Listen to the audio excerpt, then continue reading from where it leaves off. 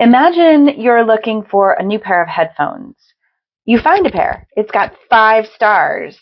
But then you see the only review is from the CEO's mom. Do you buy them? Probably not. Why? Do I even need to ask? Because you just practiced historical analysis. You checked point of view and purpose, and you realized that the source was, let's say, slightly biased. In today's episode, we are taking those detective skills that you use every day and applying them to the DBQ sourcing point.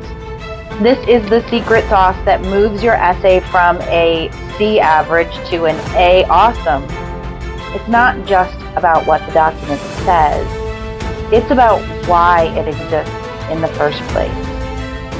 But first, I'm hosting a special TikTok live review on Sunday, April 26th at 8:30 p.m. Eastern Time, at which time I will clear up any exam confusion and answer your last-minute questions. It will be 30 to 45 minutes max of pure focus. I'll have the edited version ready for you on Monday morning for your commute to school or work, so you can listen and learn on the go if you're not able to make the live stream.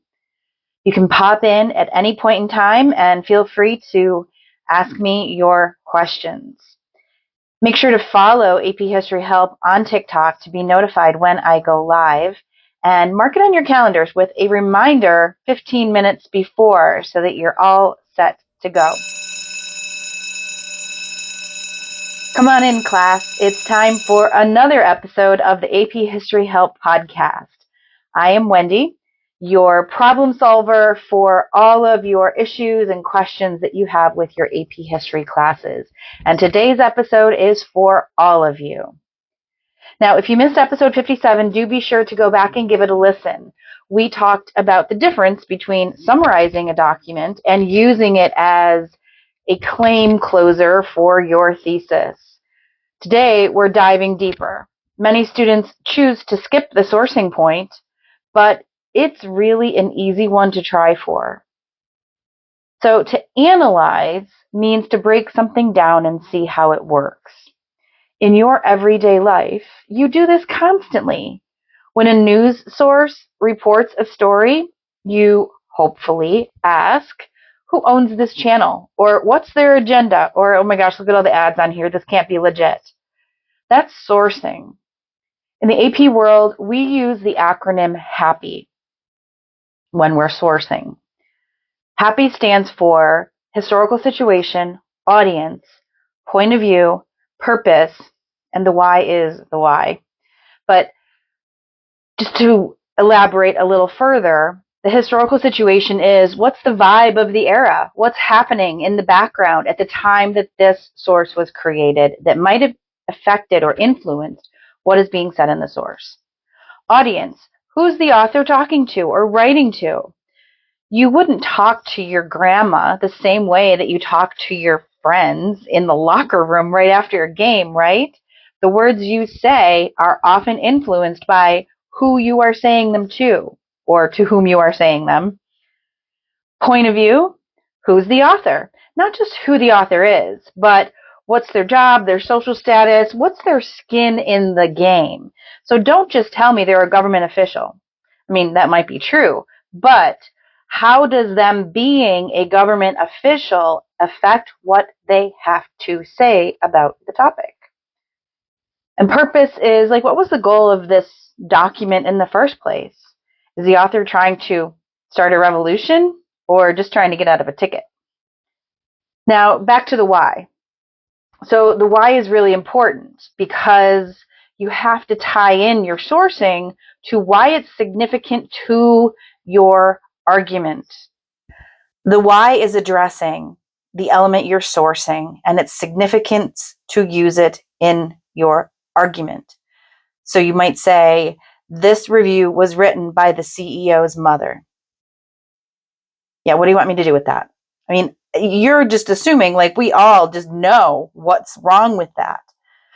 Make it obvious for the reader, for the grader. Why is that an issue? This review was written by the CEO's grandmother. This is of concern because his grandmother or his mother or whoever is in his family that's writing the review is going to want him to succeed and will only write favorable things. Does that make sense? If it doesn't, come to the live stream and tell me. Now, the rubric says you only need to do this for 2 of the documents. But as your teacher, turned coach, turned podcast host, I am telling you to do it for 4 or 5. Give yourself the exam insurance, because if one of your analyses is as clear as mud, the others will pull you through. Plus, if you do it for 4 or 5 and you get all the credit for them, that could help pull you over the complexity finish line. Just saying. Not that we're talking about complexity today.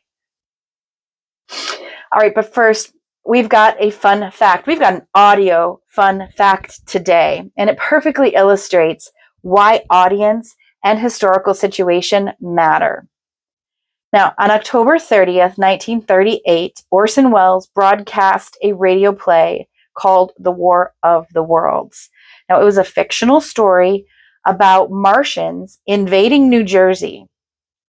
Now, if you missed the very beginning, which put this radio broadcast into context is important. If you missed that, well, you might have not realized that it was fictional. And you might have all of a sudden tuned into absolute panic and chaos. Thousands of people tuned in late and actually panicked. Some fled their homes, others hid in their cellars. Just listen to this little clip that I pulled from the full-length story.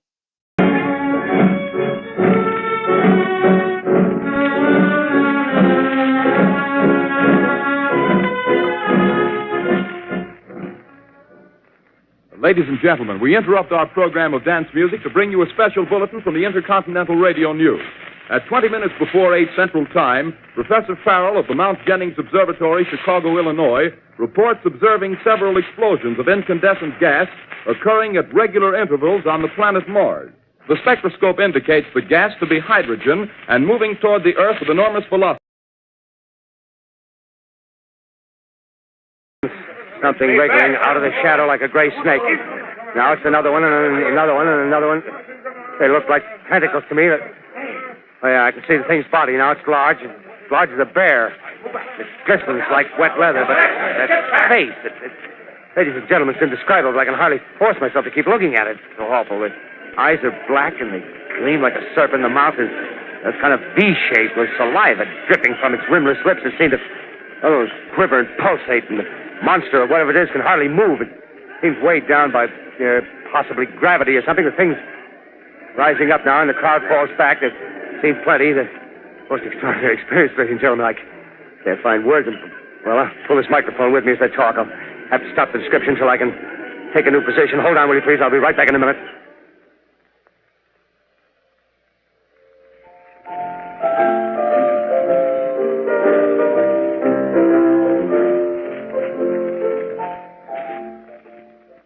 We are bringing you an eyewitness account of what's happening on the Wilmoth Farm, Grover's Mill, New Jersey.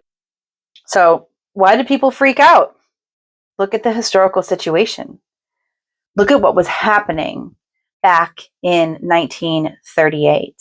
It was the tail end of the Great Depression, and war clouds were starting to gather in Europe.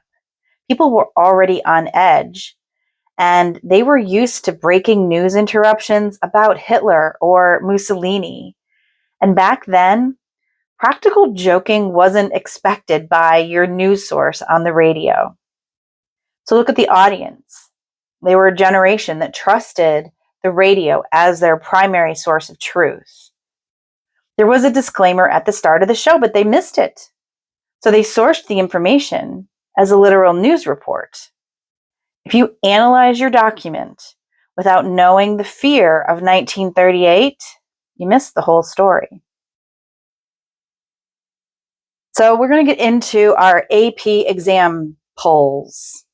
See what I did there? the real deal evidence for your 3 courses. I'll give you one example for each class.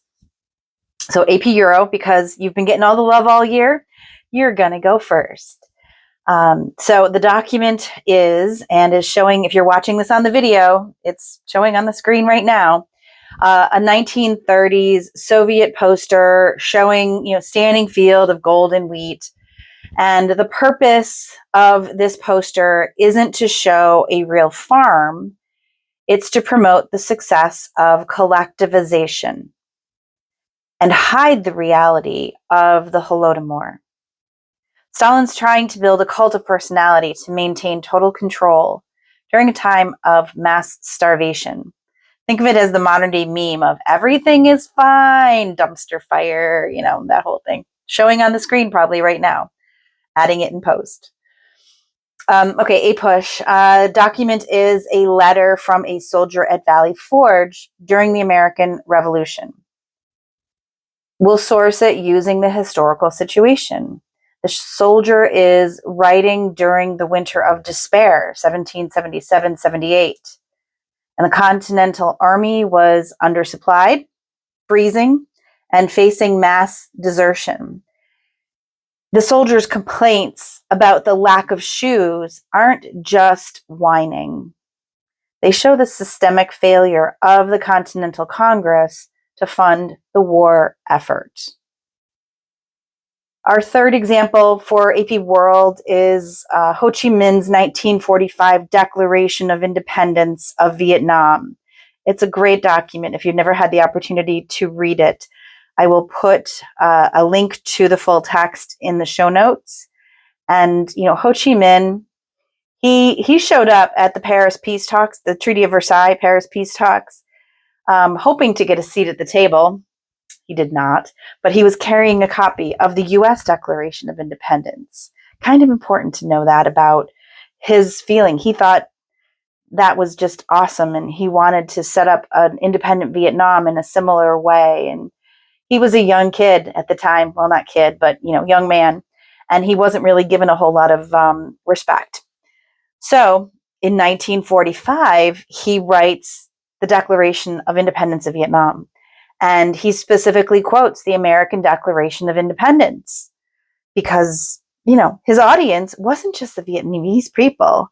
Just like when the founding fathers wrote the Declaration of Independence, their audience was not just the king.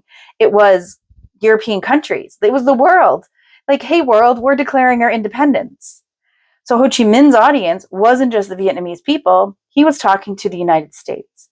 He had hoped that by using their own words, he could convince them to support Vietnam's independence from France. Unfortunately, that did not happen. Now, the final step to getting the point for sourcing, no, we're not done yet. Final step to getting that sourcing point is the linking phrase. You can't just say the audience was the US. You have to say, this is significant because, or this explains why the author chose to, right? This is the why part. If you want to see these documents marked up, look on my YouTube channel for my document sourcing videos.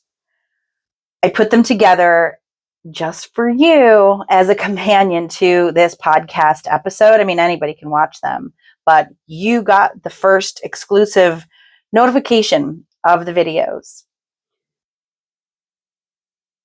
Go out there, be a skeptic, source your news, source your social media, and source your DBQs. I feel like I just made a poem. You have got this. You can do this. But just like with answering MCQs, SAQs, the more you practice sourcing, the better you're going to get at it. Do you want more examples? I want you to go all the way back in the AP History Help podcast episode list, all the way back to season 1, episode 15, when the show was in its infancy. Way back then, I covered analysis and sourcing, and I got into some different examples, more extensive examples, like the Star-Spangled Banner, the Declaration of Independence, a document from Galileo arguing with the church about heliocentrism, the Magna Carta, the Act of Supremacy, and more. And I will put the link to that episode in the show notes. If you're on Spotify, it's already linked in there because I clicked on the right boxes. And you can see some examples of other ways to do sourcing. But the more you practice, the better you will get. Next episode, I'll be wrapping up AP Euro, covering Unit 9, the Cold War, and contemporary Europe. Now, AP World and APUSH kids, if you're listening, this next episode, which covers AP Euro Unit 9, is actually AP World and AP US Unit 8. So it will be beneficial for you. The history is really the same. The focus might be teeny tiny, a little bit different, but you will benefit from it. So everybody should be tuning in to the next episode, which comes out in 2 weeks. And then, as I mentioned at the beginning, I'm really getting excited for this. Okay, I'm getting a little nervous too, but I'm really getting excited for this. Episode 60 is going to be a special one. As the last episode before the exam, although not the last episode of the season, I am going to go live on TikTok Sunday, April 26th, 8:30 p.m. Eastern Time, to help you review for your exam and answer any questions that you can fit into the time that I am live. And as soon as we finish, I will move right into editing mode and get it edited and ready to release the very next day. The things I will do for you guys. Now, I'm still figuring out the logistics of it all, but I will be there. I will have it ready to go on the 26th of April. And I am really looking forward to seeing you all, and I get to stop guessing about your questions. Now, 2 weeks after that, y'all will be done with your exams, and I will have my much loved, what I call unboxing of the exams episode, where you will get to see me react in real time to what the different prompts are on the exams and how I might answer that, or how I might feel about that being a particular question. So I'm looking forward to the last few episodes of our school year together. And with that, this episode of the AP History Help podcast is now history.